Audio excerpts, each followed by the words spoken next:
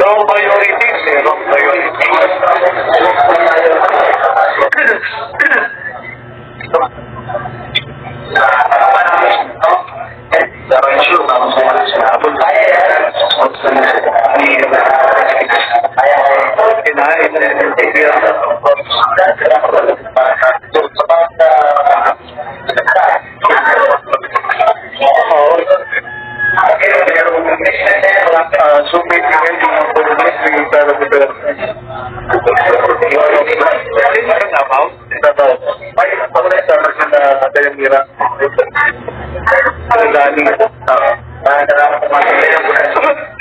Magkano sana pag-message kami ko na konti.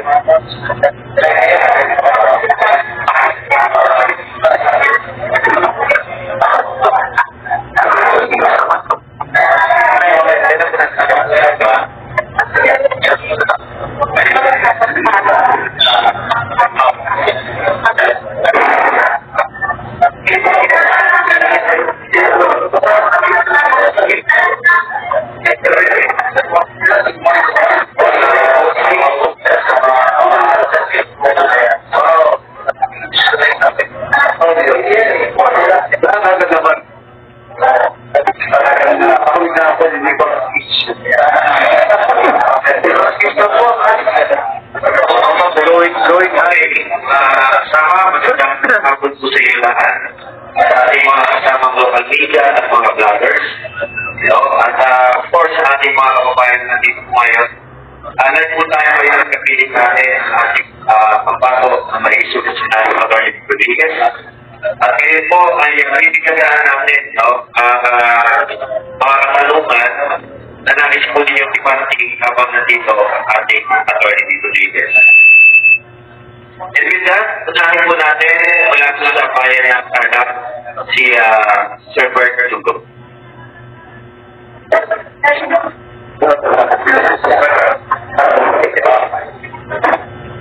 Wala nga po sa Tolit, Wix.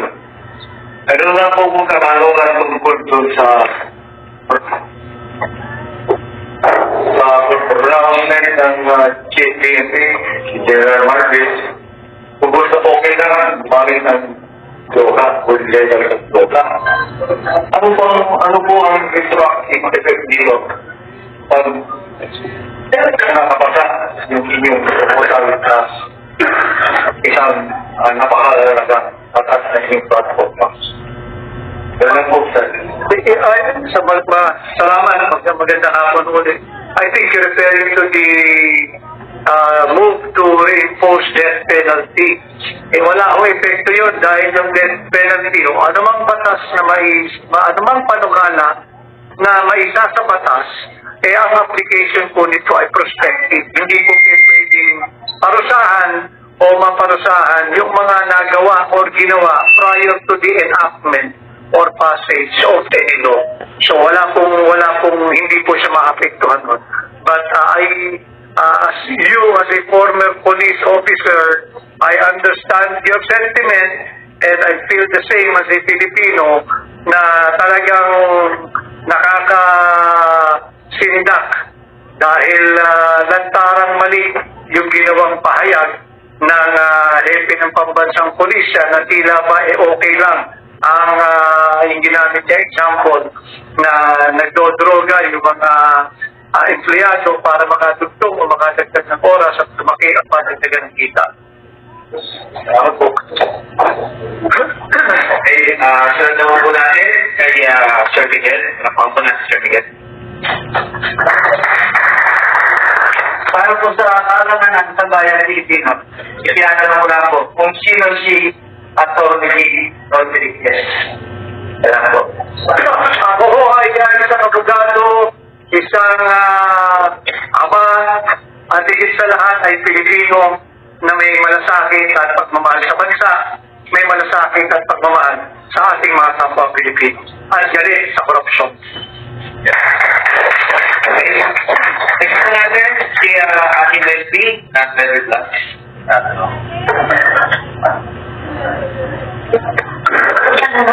Afternoon. Para sa akin po, death penalty. Hindi po kaya ito maaaring maging tabiwan sa pagsistigang kasunduan ng karapatang ng tao. Hindi naman, dahil ang pinaparusahan natin dito ay yung nangaki sa tao. At marami tayong kapitbahay at Belby na nag-i-impose pa rin ang capital punishment o death penalty. Sa katunayan, merong nahatulan kamakailan sa bansang Singapore na ang Singaporean Iranian na nasangkot sa droga at nahatulan ng kamatayan bitay. Ganon din sa Vietnam, last week I believe, isang dating mataas na opisyal nila na nasangkot sa pagkananakaw ng bilyong halaga rin ng Vietnam dog, yung kanilang pera, ay nahatulan din ng bitay. So, nakikita natin na hindi naman ito bago. Ito yung nagaganap na at nangyayari sa iba't ibang mas progresibong panig ng mundo. So, I don't think we'll be violating any international commitments here. Okay, definitely. So, next naman po natin at final na magtatanong ng ibang ibas topics. Magandang patol po, attorney. Magandang po, Dan. Attorney, kung sakasakaling po kayo tagali ng kababayan na kayo po ay maniloklog bilang senador, maasahan po ba ang inyong suporta bilang isa sa mga titindig para kayo ng GP-Sara bilang didipesa para kay dating mahal na Vice President? Matagal na akong nagbibigay ng pahayag in support of Vice President Inday Sara Duterte, but most especially and more importantly, Dan, ang ating dapat ipagtanggol dito ay yung mandato ng 32 milyong Pilipino na malaya, demokratiko at na nagpahayag ng kanilang pagpili, pagsuporta kay Inday Sara bilang Pangulong Pangulo. Yan ang nakataya dito. Inday Sara is just a symbol of the office of the Vice President. But what is under attack here is the office of the Vice President as an institution. And what is at stake here ay binababoy ng iilang grupo sa Kongreso ang higit na sa 32 milyong mandato na binigay ng Pilipino.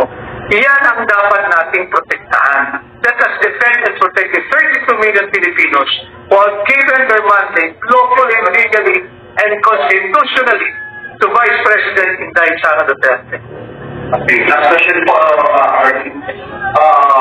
Nasa parang gobyerno po niya yung Constitution, number 10, which is 1987 Constitution. Sir, paano pa ang bubuhay po sa kanil po ay kailan ng taon bayan na may po ay sila? Kinakailangan we have to make enough alliances na makapagpasa rin ng counter resolution na isang tabi na yung concurrent resolution number 10 and let COA do its job. Yung COA dapat ang nag-audit. Yung Commission on Audit dapat ang nagsasabi na yung paggamit ng pera ng isang ahensya, ng isang politiko, ng isang mambabatas ay naaayon doon sa COA Auditing Rules and Regulation. Hindi yung mismong gumamit ng pera ang magsasabing okay yung paggamit niya ng pera ng taong bayan. Yung final question po, ano masasabi niyo kayo dito po sa ginagalit po ng mga kalula na nabi ko sa ibigin na ito kayo na etong lupa tapos nakita ko natin mga picture ko ng mga politiko. Ano po ang masasabi po rin? Yung ayuda, maganda yan kung yung tunay na layunin. Pero pag ginagamit na bilang political tool, itong ayuda, wala na, masamang-masama ito. Ang ayuda ngayon ay ginagamit na bilang isang legalized vote buying. Yan na ang purpose ng ayuda ngayon, hindi na magbigay ayuda, kundi bilhin na yung pagkatao, dignidad, karangalan at boto ng mamamayang Pilipino. Okay, Gary. Pagkamating na sana, ipagbigyan natin, tignan natin mga kasama pa. Tinatawagan po natin yung kababayan tayo ng PH. Ang hero ng Federal Memorial University. Magandang naman po natin lahat. Maraming Father Rodriguez po nito na po. Ito po sa tinatanong namin yung mga supporters po namin sa online community. Ay, bakit daw po kayo hindi pumunta sa Israel nung nakaraang kasagsagan po ng sa keyboard power na sinusulong po ang ilang grupo?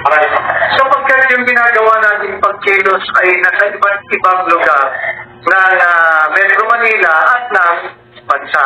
I've been to different places while you were doing your protest rally in EDSA. At kami naman ay nandoon din sa Veterans Memorial Medical Center at noong nakaraang Sabado ay nandoon din kami nagmarcha sa lansangan ng Maynila hanggang kami ay nagkaroon ng maising programa diyan naman sa Liwasang Bonifacio. But I am with the group who are in EDSA sapagkat yan naman lagi ko ang sinasabi, I encourage all and every Filipino na makilahok, makialam at iparinig ang inyong tinig hanggang ito ay isang malaya at mayapang pagtitipon kagaya ng ginawa ninyo sa EDSA. Another issue po, kayo po ba sir ay nakapunta na maging directing po ni Vice President sa kung sakaling may isang mapapok sa Senado itong impeachment na pinangunahan po ng wala naman siguro magiging problema sa panig ko sapagkat kagaya na ng tinanong din ni Dan kanina, I have been making my statements in support of Vice President Inday Sara Duterte, and I've been making statements in support of the mandate of the 32 million Filipinos who voted her into office as our duly elected Vice President. Yan ang dapat proteksyonan. Yan ang dapat respetuhin at patuloy doon sa panawagan ng hakbang ng mahisog to uphold, respect, and defend the Constitution. In so doing, we have to uphold, respect, and defend the mandate freely given by the 32 million Filipinos who voted for Inday Sara as our Vice President.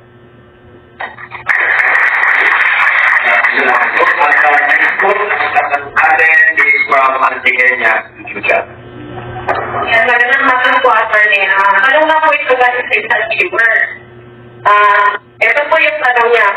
Professionalism pa ang natawag. Ang patuloy na pagiging neutral ng mga militar na issue na ating ang isang pinuno dahil ito sa ay isang political issue lamang.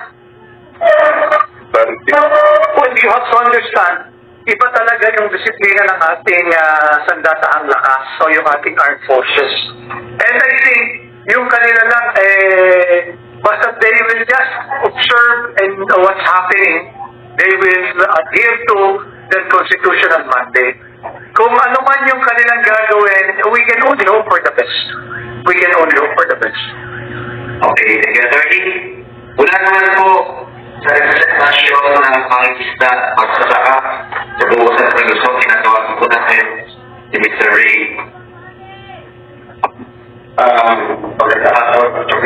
Ito po yung nagkakaroon po sa gagawin ng batas na sinasabi ninyo na katawan ng Pilipinas. Ang sabi po, alam naman po natin mangyayari sa pumapagawin po ang walang mama sa pagpupunan ng mga puno pagpasok siya mga kabunduan at tinatakulan ng ating kanilang mga bagay. Tapos ang mga mamamayan po ay nakapanaan nila na di ang araw at panahon. Ang tubig pa sa evolution si Baba.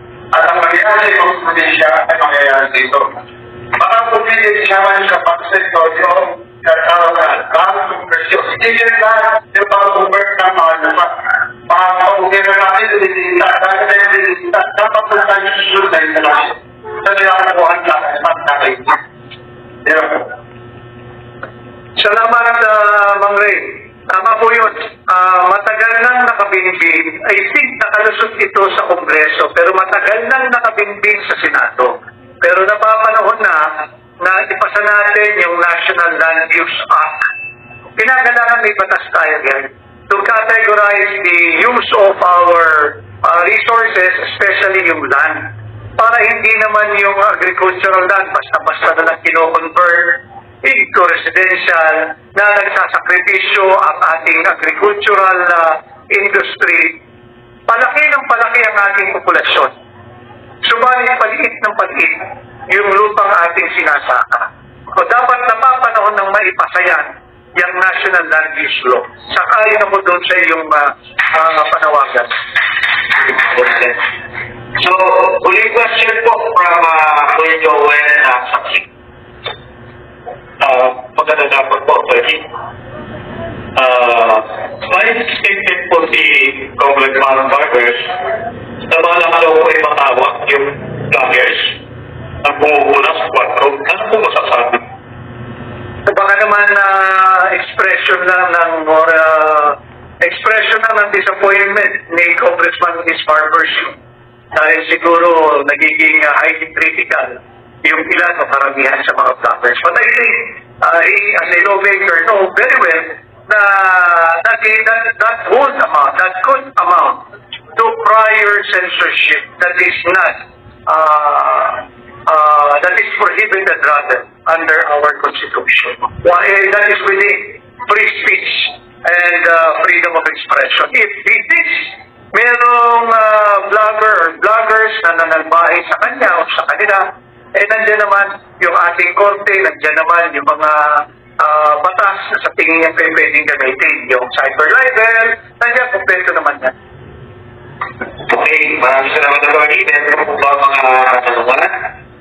So, kung wala na, ingat po natin ang kanyang final message ng ating Atty. Vico Reyes bilang ating patuloy ngayon dito po sa atin sa pagkakataon. Maraming salamat ulit dahil kagaya na sinasabi ko pag ako'y nag-iikot, malaking bagay na nandito yung mga local vloggers dahil hindi naman tayo yung politiko na nagbabalik-balik lamang sa pwesto o kilala na o tanyag. Kaya ako ay nagpapakilala, umiikot sa buong bansa at pinapahayag ko kung ano yung aking nais gawin kung sakasakaling ako ay inyong tangkilikin at pahiramin ang inyong mandato para maging senador pagdating ng May 12, 2025 election.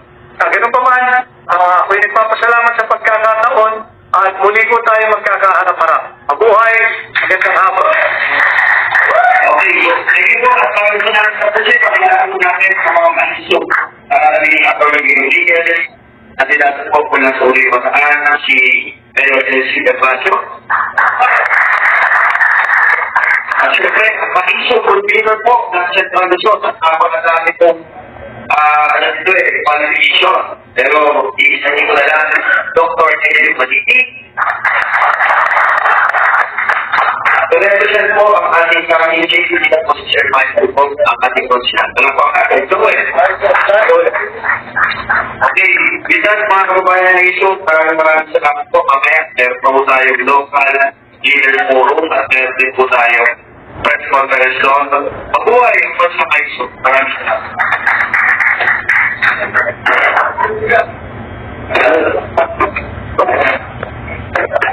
Okay. At huwag kalimutang mag-like and share sa aking mga YouTube channel. Along palagi kayong updating sa aking mga upload.